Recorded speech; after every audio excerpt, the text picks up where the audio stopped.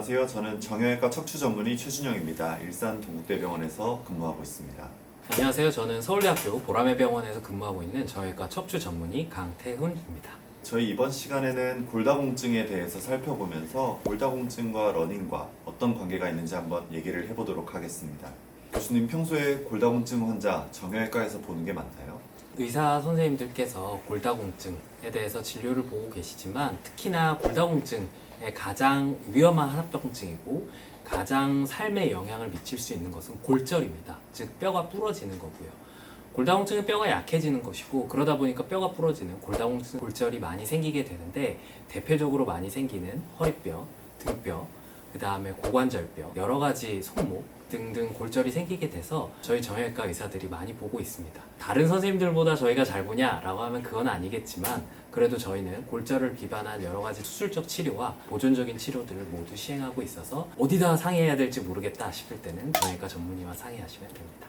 저도 학생 때 골다공증을 주로 내분비내과 수업에서 배웠던 걸로 기억을 하는데, 왜냐면 이제 골다공증이 내분비적인 요소들이 많기 때문에 내분비내과 교수님들이 주로 오셔서 강의를 해주셨던 것 같은데, 실제 의사가 되고 임상에 들어와 보니까 골다공증이 무서운 이유가 골절을 일으킬 수 있다는 거거든요. 골절은 누가 봐요? 정형외과 의사들이 보죠. 그래서 골절까지 다룰 수 있는 정형외과 의사에게 진료를 보는 게 가장 좋을 것 같습니다. 교수님, 골다공증이 뭐죠?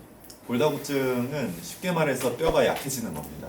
현미경으로 뼈의 구조를 들여다보면은 이렇게 막 뼈의 구조가 얽혀 있고 좀 빽빽해야 되는데, 골다공증은 그게 엉성해지는 거고요. 한마디로 뼈가 약해지는 건데, 젊은 사람들이 쉽게 말하면은 이제 운동하다가 넘어져도 타박상에서 끝나지 골절까지 일어나지 않잖아요. 근데 골다공증이 있으신 분들은 운동하다가 넘어지거나 아니면 소파에서 미끄러지거나 잠깐 삐끗했을 때도 뼈가 약하기 때문에 그 충격을 뼈가 견디지 못하고 골절이 일어나게 됩니다. 이게 골다공증이 합병증인 골절입니다. 골다공증은 결국에는 뼈가 약해지는 질환을 모두 다 골다공증이라고 얘기하고 있고 여러 가지 원인에 의해서 생기게 됩니다. 하지만 대표적으로 우리가 알고 있는 것은 여성들께서 폐경을 지나고 나면 호르몬이 적어지면서 결국에는 뼈가 형성되는 속도보다 분해되는 속도가 더 빨라지면서 생기는 거고요. 그래서 뼈에 건강하고 튼튼한 조직이 아니라 구멍들로 송송송 뚫려있는 구조로 만들어지다 보니까 그것을 우리가 골다공증이라고 이야기하고 있습니다. 교수님, 그 골다공증 약들이 굉장히 많이 나와 있는데 교수님께서는 어떤 약을 주로 선호하시는지, 또 이런 약을 선호하시는 이유가 어떤 게 있는지 궁금합니다. 뼈가 빨리 분해되기 때문에 그 분해되는 속도를 줄여주는 치료제들이 기존에는 시행이 되었습니다. 이전에는 먹는 약으로 주로 시행을 했었는데 먹는 약을 시행할 시 먹고 나서 위장장애나 여러 가지 불편감들이 있었다는 것이 보고가 되고 있고, 현재는 뼈가 분해되는 속도를 늦출 수 있는 여러 가지 주사 제형들이 많이 발달이 되고 있습니다. 현재는 그 외에도 분해되는 속도만 줄이는 것이 아니라 뼈가 형성되는 속도를 올리는 여러 가지 주사들도 많이 사용되고 있고요. 그리고 이외에도 뼈를 분해와 형성되는 속도를 조절한다고 끝나는 것이 아니라 뼈의 영양분인 가장 중요한 칼슘과 비타민 D를 충분히 보충해야 되기 때문에 그것과 관련된 여러 가지 영양제를 같이 처방하면서 사용하고 있습니다. 골다공증은 어쨌든 뼈가 만들어지고 없어지고, 이게 사실 눈에 보이진 않지만 저희 뼈는 그렇게 만들어지고 없어지고 이거 사이클을 계속 반복하게 되거든요. 그래서 그 만들어지는 걸 촉진시키는 약도 있고 이제 분해되는 거를 억제시키는 약도 있는데, 그 효과와 이 빈도에 따라서 다르게 됩니다. 그래서 어떤 약은 6개월에 한 번 주사를 맞아야 되는 것도 있고, 어떤 약은 매일 자기 배에 주사를 놔야 되는 것도 있고, 아니면 한 달에 한 번씩 놔야 되는 주사도 있습니다. 그래서 저는 보통 그런 약을 선택할 때 환자분들의 상태를 한번 봅니다. 아, 이 환자가 좀 활동적이고 시간적 여유가 있어서 병원에 자주 오실 수 있는 분이다. 그러면은 이제 병원에서 자주 맞을 수 있는 주사를 추천드리고, 근데 환자분이 거동도 좀 힘들고 오실 때마다 보호자를 대동해야 되고 하면은 6개월에 한 번 맞는 주사를 추천하고, 그런 것도 좀 고려를 하는 편입니다. 골다공증에 러닝 도움이 되나요? 안 되나요? 개인적으로 도움이 많이 된다고 생각하고 있습니다. 왜냐면은 일단 골다공증 환자가 나이대가 많기 때문에 러닝이라는 운동, 좀 중강도에서 고강도의 운동을 더해준다면 건강에 당연히 좋은데, 뼈도 아까 제가 잠깐 말씀드렸듯이 이제 생겼다가 없어졌다가 하는 사이클을 돌잖아요. 그런 데서 러닝이라는 자극을 주게 되면은 뼈의 생성도 더 많이 된다고 알려져 있습니다. 그래서 저는 뛸 수만 있다면 빨리 걷기를 넘어서서 러닝을 추천드립니다. 골다공증에 대해서 러닝이 도움이 되냐라고 물어보신다면 압도적으로 도움이 됩니다. 방송이나 영화나 여러 가지를 보면 우주 비행사들이 우주 정거장에서 열심히 달리게 하는 걸 볼 수 있습니다. 실제로 우주 비행사들이 무중력 상태에서 오래 있다가 다시 지구로 돌아오게 되면 근력도 많이 약해지지만 뼈의 밀도도 굉장히 떨어지게 됩니다. 우리가 이것을 여러 가지 울프스롤을 비롯해 법칙들이 많이 나와 있는데 결론부터 말씀드리면 뼈에 압박되는 힘을 받게 되면 뼈는 오히려 튼튼해지는 과정을 겪게 됩니다.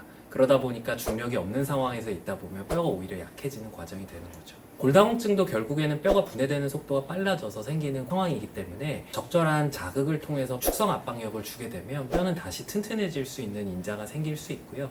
그래서 앞서 말씀드린 대로 골다공증 치료에 약물이나 여러 가지 영양제나 이런 것들을 하는 것도 중요하지만 충분한 자극을 통해서 뼈를 튼튼하게 할 수 있는 자극을 다시 반복해서 주는 것이 중요하다고 생각하고 걷기도 좋지만 걷기는 중력이나 하중이 심하지 않은 경우가 많기 때문에 약간의 숨찰 정도의 약간 가벼운 정도의 조깅은 뼈 건강에도 도움이 된다라고 생각하시면 될 것 같습니다. 그러면 골다공증 환자가 러닝을 할 때 주의해야 될 점이 어떤 게 있을까요? 골다공증 환자는 대부분 나이가 많은 경우가 많습니다. 그리고 여성분들인 경우들이 많이 있기 때문에 저는 골다공증에서 가장 큰 합병증인 골절을 예방하는 게 제일 중요하다고 생각합니다.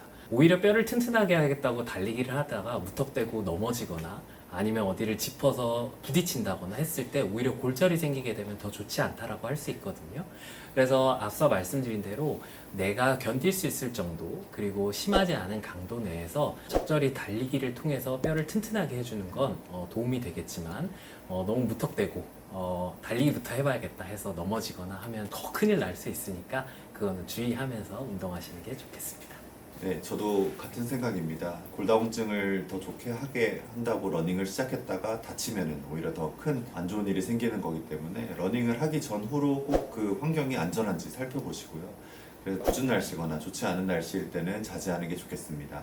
꼭 러닝이 아니더라도 다른 운동 등을 통해서 뼈에 자극은 줄 수 있으니까요. 그럴 때는 다른 대체 운동들을 해보시는 게 좋겠습니다. 실내에서 뛰는 건 어떨까요?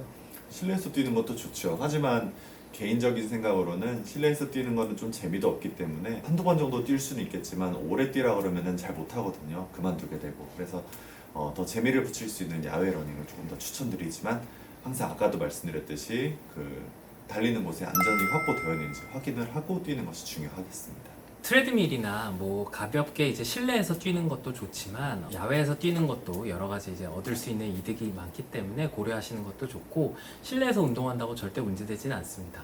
이외에도 꼭 달리기를 꼭 빠르게 해야 되냐는 아니고 외부나 실내에서 뛸 수 있는 여러 가지 운동은 다 좋으니까요.